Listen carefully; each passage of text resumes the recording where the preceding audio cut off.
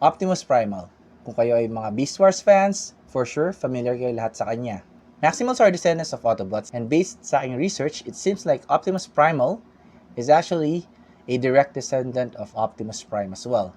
He's the leader of the Maximals and the captain of the ship Axolon. Yung Axolon is actually the ship of the Maximal that chased the ship of Megatron. Though his name is Optimus Primal, I did not encounter on the whole series any instance wherein he inherited the matrix of leadership. So I would presume that Optimus Primal was not a Prime, just like what happened with Rodimus when he became Rodimus Prime after inheriting the matrix of leadership.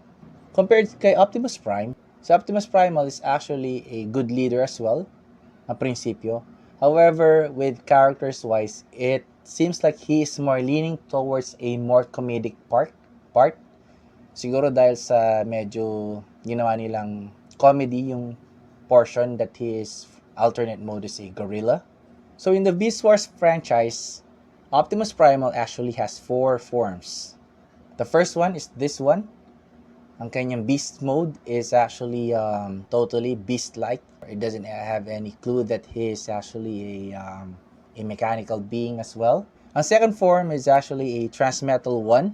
And on Transmetal 1, he actually became a gorilla that somewhat like has a surfboard. And eto siya actually. Ayan. Si Optimus Primal sa kanyang Transmetal. And eto ang kanyang beast mode. Ito siya ngayon actually. Ang first form niya, ito, beast form. So yun, ang second form niya, which is the Transmetal 1. It is actually due to the quantum surge that he was exposed to. Now, the third form that Optimus Primal had was actually Transmetal 2. And in Transmetal 2, it is actually a form that he evolved into after niyang ma-fuse ang kanyang spark with the spark of Optimus Prime.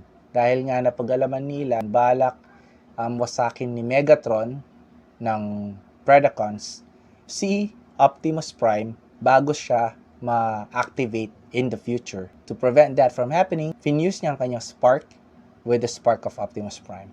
And finally, Optimus Primal has a fourth form, and that was shown on the next series, which is Beast Machines Transformers.